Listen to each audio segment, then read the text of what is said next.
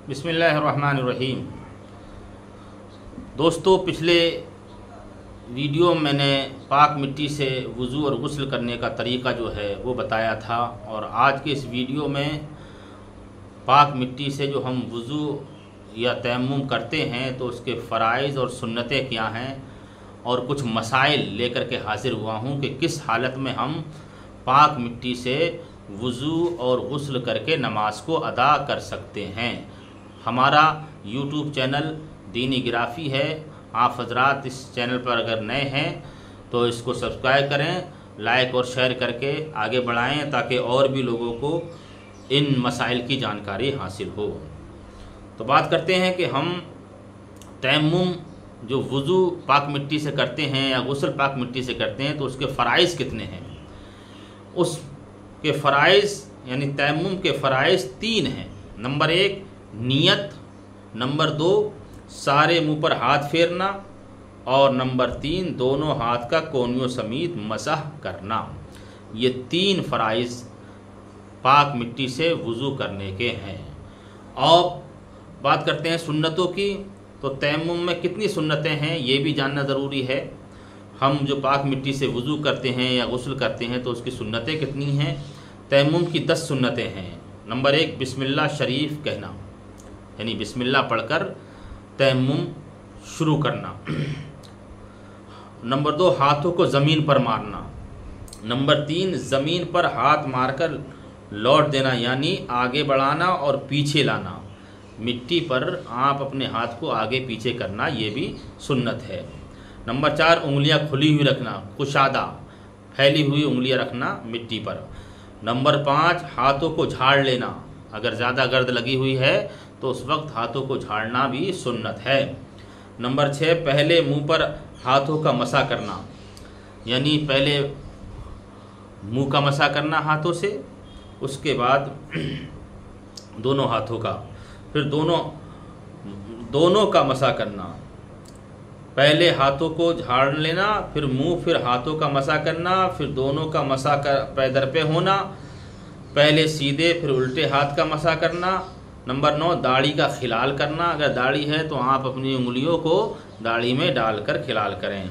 उंगलियों का खिलाल करना जबकि गुबार पहुंच गया हो, तो ये सुन्नतें हैं। अब कुछ मसाइल मैं आपको बता रहा हूँ कि किन किन हालतों में हम पर तयम्मुम से नमाज पढ़ना ज़रूरी, हम किन किन हालतों में तयम्मुम से नमाज अदा कर सकते हैं। कितनी मसाफत तक पानी ना मिले तो हम तयम्मुम हमारे लिए जायज़ होगा। चारों तरफ 1-1 मील तक पानी का पता नहीं, 1-1 कोस तक पानी का पता नहीं तो तयम्मुम जायज़ है। अगर ये गुमान हो कि 1 मील के अंदर पानी होगा तो तलाश कर लेना ज़रूरी है, और बिला तलाश किए तयम्मुम जायज़ नहीं होगा। तो पहले पानी को आपको तलाश करना है, 1-1 कोस चारों तरफ दौड़ें, और अगर ना मिले फिर उसके बाद नमाज का वक्त है तो तयम्मुम पाक मिट्टी से तयम्मुम करके आप नमाज को अदा करें। तयम्मुम किस चीज़ से करना जायज़ है। जो चीज़ आग से जलकर राख ना होती है, ना पिघलती है, ना नरम होती है, वो ज़मीन की जिन्स यानी किस्म से है, उससे तयम्मुम जायज़ है। क्या नमक से तयम्मुम जायज़ है? जो नमक पानी से बनता है उससे तयम्मुम जायज़ नहीं, और जो कान से निकलता है जैसे सेंधा नमक, उससे जायज़ है। क्या गद्दे दरी वगैरह से तयम्मुम किया जा सकता है? गद्दे और दरी वगैरह में गुबार है, इतना गुबार है तो उससे तयम्मुम कर सकता है कि अगरचे वहाँ मिट्टी मौजूद हो, जबकि गुबार इतना हो कि हाथ फेरने से उंगलियां का निशान बन जाए, इतना गुबार गर्द है, तब आप उससे तयम्मुम कर सकते हैं। तयम्मुम किन किन चीज़ों से टूट जाता है? जिन चीज़ों से वज़ू टूट जाता है या गुस्ल फ़र्ज हो जाता है उनसे तयम्मुम भी टूट जाता है, और पानी पर कुदरत होने से भी तयम्मुम टूट जाता है। वज़ू और गुस्ल के तयम्मुम में क्या फ़र्क है?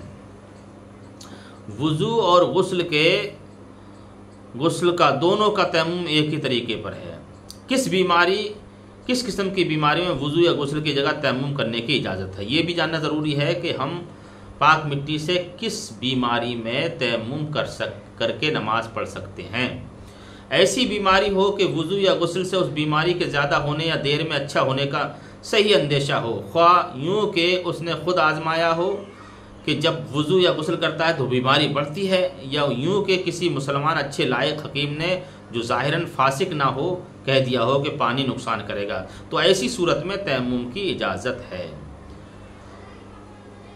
अगर किसी के किस सूरत में पानी पर कुदरत के बावजूद तयम्मुम जायज़ है। अगर किसी के पास पानी है मगर वुज़ू या गुस्ल में इस्तेमाल करेगा तो ख़ुद या दूसरा मुसलमान या अपना या उसका जानवर, अगरचे वो कुत्ता जिसका पालना जायज़ है, प्यासा रह जाएगा और अपनी या उनमें से किसी की प्यास ख्वाह फ़िलहाल मौजूद हो या आइंदा उसका सही अंदेशा हो कि वो राह ऐसी है कि दूर तक पानी का पता नहीं, तो तयम्मुम जायज़ है। तो हज़रात मोहतरम, ये कुछ तयम्मुम के ताल्लुक़ से मैंने आपको मसाइल और उसके फ़राइज़ और उसकी सुन्नतें बताई हैं।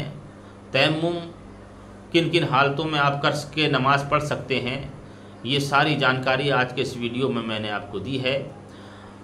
उम्मीद करता हूँ कि ये वीडियो आपको अच्छा लगा होगा, तो आप इस वीडियो को ज़्यादा से ज़्यादा शेयर और लाइक करें और सब्सक्राइब करके आगे के लिए बढ़ाएं, ताकि और भी हमारे भाइयों को बहनों को इन चीज़ों की जानकारी हो और उनकी नमाज़ें ज़ाया ना हो, वक्त पर वो बीमारी की हालत में भी नमाज अदा कर सकें।